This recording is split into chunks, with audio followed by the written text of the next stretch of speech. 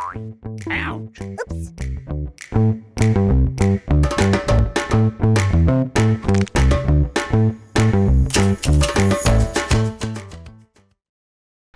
Bonjour. Bonjour. Et bienvenue pour ces Accessi News du mois de mars. Eh oui. On va vous présenter tout de suite 3 jeux disponibles à la boutique. Allez, c'est parti. Allez, c'est parti.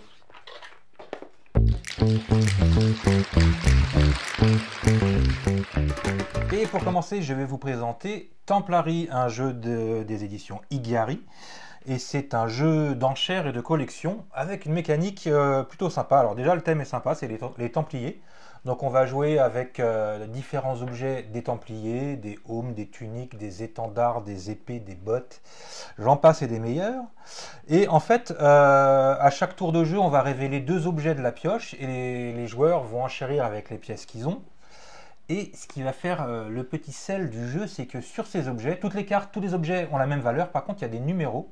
Et donc, à mesure que vous allez remporter les enchères, vous allez accumuler devant vous des numéros. Et ces numéros vont devenir interdits pour vous pour les enchères suivantes. Donc, en même temps, on a envie de gagner des cartes pour avoir un maximum de points à la fin de la partie. Et en même temps, on a une contrainte. C'est qu'on, par exemple, si j'ai le numéro 6 devant moi, je ne pourrais pas faire des enchères qui finissent par 6, donc pas pour 6, pas pour 16, pas pour 26. Ouais, mais l'avantage quand même des avoirs, c'est que tu peux gagner plus d'argent. C'est ça, parce que la personne, mettons que l'enchère suivante, quelqu'un a enchéri pour 6, et ben elle ne va pas payer à la banque, elle va payer à la personne qui a la majorité de 6 à la table. Donc si on est à 2 égalités, et ben dans ces cas-là, elle donnera 3 à l'un, 3 à l'autre. Mais si j'étais le seul à avoir un 6, c'est moi qui empocherai tout l'argent. Donc bon, toujours tirailler entre augmenter sa collection, les contraintes, et puis en même temps, j'ai pas de 4, donc si j'avais un 4 de plus, bah, les gens voilà, s'il y a une enchère qui finit par 4, c'est pour moi, etc. Donc bon, voilà, un jeu d'enchères qui sort un petit peu des mécanismes d'enchères habituels, et qu'on vous recommande, qui est hyper simple d'accès pour les déficients visuels. On a adapté ça avec différents stickers selon... si c'est un chapeau, c'est un triangle. Si c'est un bouclier, c'est un rond, etc. Et puis les chiffres, c'est adapté comme d'habitude chez Accessi Jeux avec des points et des ronds. Et voilà, système de chiffrage un peu à la chiffre romain. Et les pièces sont toutes uniques, elles sont toutes de valeur 1, donc il n'y a rien à adapter côté pièces. Voilà, Donc, voilà. Templari, un super petit jeu d'enchères.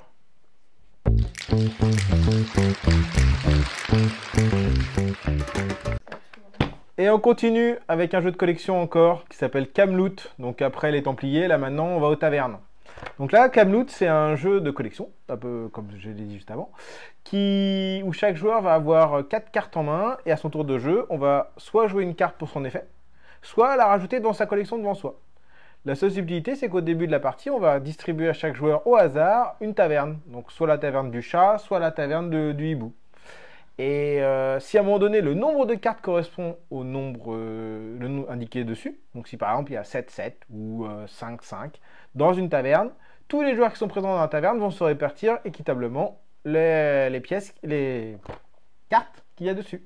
Donc en fait c'est un jeu, c'est semi-coopératif parce que pendant un petit temps on va être ensemble dans la taverne, on va essayer de faire des points avec les gens qui... Semi-coopératif, oui, quand ça râle autour de la table c'est pas semi-coopératif en général. C'est vrai, parce que tout le plaisir du jeu c'est justement d'éjecter les gens de la taverne au moment où il va y avoir des points qui vont parce qu'on n'a pas dit, donc les cartes elles ont des effets quand on les joue au centre de la table et donc il y en a où on change de taverne. C'est des objets magiques qu'on achète, donc il y a forcément des super effets. Voilà, il y a des effets où on va intervertir des collections, où on va faire changer le joueur d'une taverne.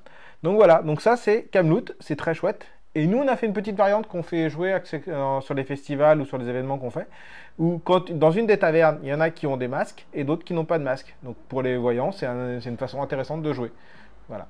Et en termes d'adaptation, les cartes elles ont juste des chiffres de 2 à 7. Donc voilà, codage Accessi Jeux habituel avec des ronds et des points. Et sur les petits jetons taverne, d'un côté, il n'y a pas de sticker, et de l'autre côté, il y a une petite lune pour le hibou. Voilà. Voilà. Camelot, ouais. Vraiment très chouette, vraiment un bon petit jeu très sympa. C'est un peu notre coup de cœur du moment. Ouais, c'est le jeu qu'on fait jouer beaucoup en ce moment. Allez, voilà, à la suite.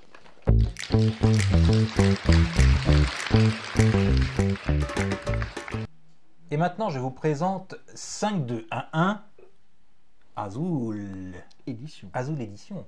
Waouh, c'est Azul, c'est le super jeu qui a gagné le Spiel, l'As d'or et tout. Ben non. En fait, le thème, il est complètement plaqué dessus. Donc ne pensez pas jouer à Joule en achetant 5 de 1-1, vous achetez un jeu de cartes de collection, encore un. C'est l'air Dans bien les jeux de le- collection. Hein? C'est l'air bien les jeux de collection. Ouais, bah, c'est bien les jeux de collection, nous, on aime ça. Et là, c'est un jeu de collection où on a au départ 5 cartes en main, 5, puis on va jouer 2 cartes au premier tour, 2, puis 1, 5, 2, 1, 1. Et à la fin, il nous restera une carte en main. Le principe est super simple. On va jouer 2 cartes devant nous au premier tour, face cachée, tout le monde en même temps. Les cartes, c'est que des cartes avec des couleurs dessus et des chiffres. Au bout d'un moment, donc on va dire tout le monde est prêt, tout le monde a posé sa carte face cachée, on retourne tous ensemble, et là on commence à compter quelles sont les couleurs qui sont majoritaires à la table. Ah, un tel a joué du bleu, là aussi du bleu, là il y a un machin qui a joué du orange tout seul dans son coin, là il y a du vert. Bon, on compte combien il y a de chaque couleur. On va jouer la deuxième carte, enfin le deuxième tour pareil, avec une seule carte, puis le troisième tour avec une seule carte, et là à la fin des 3 tours, on va compter quelles sont les couleurs qui sont en majorité. Et là, on va se rendre compte que, waouh, super, il y a 9 bleus, donc c'est les bleus qui vont gagner des points. Et ben non, parce qu'il y a une limite de nombre de cartes à ne pas franchir. Et dans ces cas-là, c'est la deuxième couleur, la majoritaire, qui va marquer des points. Donc là, le petit malin qui avait juste mis ses oranges tout seul dans son coin, eh ben, c'est lui qui va marquer des points, alors que les autres pensaient que ce serait les bleus qui allaient marquer des points. Donc voilà, c'est un jeu à la fois de collection et d'opportunité. Puis de temps en temps, on peut faire des petites crasses en jouant des coques. Les coques, c'est des cartes qui valent 1, donc s'il y a un certain nombre de coques qui sont posées sur la table aussi, ben, du coup, tous ceux qui ont posé des cartes avec des couleurs, ça ne compte pas, c'est plus que les coques qui comptent. Donc voilà, c'est un jeu de collection, encore un, mais très sympa. L'univers, on s'en fiche un peu, on n'est pas vraiment dans Azul, mais un jeu avec des couleurs, des numéros. Donc un jeu plutôt abstrait et qui fonctionne plutôt bien. Du coup, en termes d'adaptation, couleurs et numéros. Voilà, des petits pictogrammes couleurs habituels pour Accessi Jeux, un cœur pour du rouge, un trèfle pour du vert, etc. Et des numéros façon chiffre romain avec des points et des ronds.